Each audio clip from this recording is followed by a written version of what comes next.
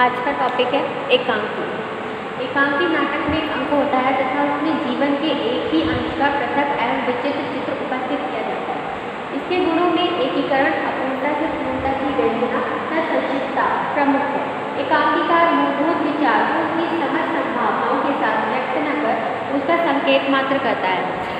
अर्थात एकांकी जो है वह नाटक का एक लघु रूप होता है और एकांकीकार उसी में अपनी सारी भावनाओं को या अपनी जो भी बात को कहना चाहता है उसी में प्रकट करता है। अर्थात एकांकी जो है वो कोई अपूर्ण घटना नहीं है, वो जीवन के किसी एक अंश का पूर्ण चित्रण है। इसलिए एकांकी भी गद्य की एक महत्वपूर्ण विधा मानी जाती है। एकांकी के जो तत्व है वो नाटक के तत्व के अनुसार ही है, लेकिन इसमें कुछ थोड़े बहुत अंतर हैं। वो अंतर अब देखेंगे। पहला तत्व है कथावस्तु, जो कि नाटक में भी था, इसमें भी है। और इसकी कथावस्तु और नाटक की कथावस्तु में जैसे मैंने पहले बताया कि थोड़ा ही फर्क है। इसमें किसी एक अंश का वर्णन किया जाता है विस्तार से और नाटक में पूरे जीवन को विस्तार से दिखाया जाता है।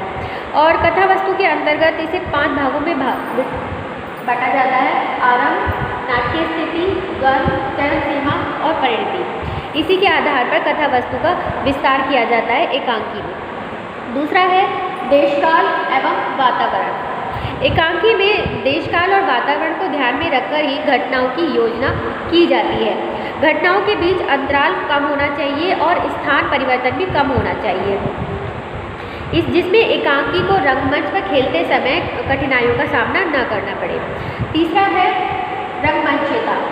रंगमंचीयता भी एकांकी का आवश्यक तत्व है, जिसमें अभिनेता का अनुकरण करने में कठिनाई न हो और रंगमंचीय संकेत कम से कम दिए जाने चाहिए, क्योंकि नाटक जो कि विस्तृत रूप होता है लेकिन एकांकी छोटा रूप होता है। इसलिए अगर इसमें संकेत अधिक से अधिक दिए गए तो इसे अभिनय करने में मुश्किल हो सकती है। और ऐतिहासिक एकांकीकार को तो रंगमंच के सूक्ष्म संकेत देने ही पड़ते हैं, ताकि पता चले कि जो एकांकी है वो किस पृष्ठभूमि का है, और उससे पता भी चलना चाहिए कि इसकी जो पृष्ठभूमि है वो पर्टिकुलर किसी एक इतिहास के ऊपर निर्भर कर रही है।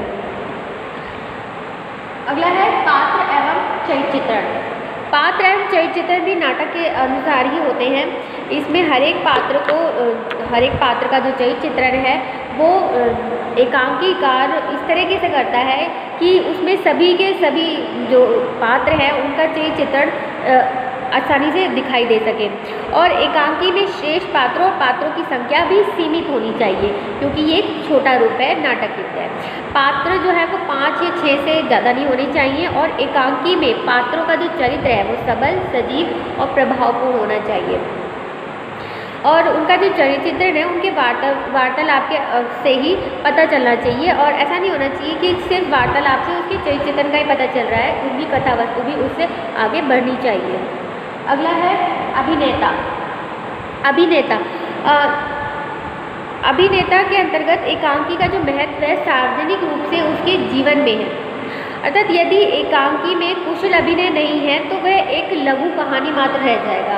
फिर वो चाहे कितनी भी अच्छी कहानी क्यों ना हो, लेकिन अगर उसे रंगमंच पे हम अभिनय नहीं कर सकते तो वो सिर्फ एक गद्य की विधा बन के रह जाएगा, उसमें एकांकी के कोई गुण नहीं होंगे। और अगला है कथोपकथन। कथोपकथन जो कि संवाद जिसे भी कहा जाता है, इसके अंतर्गत कथा सूत्र को आगे बढ़ाने में सहायक होने चाहिए। ये बहुत ज़्यादा मुश्किल और ऐसे नहीं होनी चाहिए कि जो श्रोता है उनको समझ में ही ना आए। संक्षिप्त तो होने चाहिए और इससे पात्रों का पूरा चरित्र चित्रण जो है वो दिखाई देना चाहिए। अतः जो कथोपकथन है वो सब संक्षिप्त, मर्मस्पर्शी और पात्रानुकूल, रोचक और पात्रों के चरित्र प्रकाशन में पूर्णतः सक्षम होने चाहिए। लास्ट है संघर्ष एवं द्वंद्व।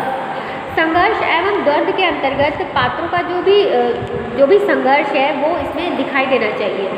उसमें जो एकांकी है वो इस प्रकार की होनी चाहिए कि पाठक या दर्शक पात्रों के साथ अपनी सहानुभूति को स्थापित कर सके और उनके सुख दुख को व्यक्त करने के लिए जो एकांकीकार जो भी कहना चाहता है वो श्रोता उससे अपने आप को जुड़ाव महसूस कर सके। और इसके लिए एकांकीकार जो है वो मनोविज्ञान का भी सहारा लेता है। इस प्रकार एकांकी जो है वो नाटक के समान ही है, परंतु वो नाटक से एक अलग अपनी एक स्वतंत्र विधा के रूप में उपस्थित हुआ है भारतेंदु युग से। और इसके जो महत्वपूर्ण लेखक हुए हैं वो हैं रामकुमार वर्मा, जिन्होंने एकांकी को एक अलग ही मुकाम पे ले गए। और मुख्यतः रामकुमार वर्मा ही जो है इसके एकांकी के मुख्य कवि माने भी जाते हैं, या जिन्हें जनक कह सकते हैं आप। तो एकांकी जो है वो आपके कोर्स में लगी हुई है, इसलिए एकांकी का अर्थ और उसके तत्व आपके लिए जानने ज़रूरी है। Thank you.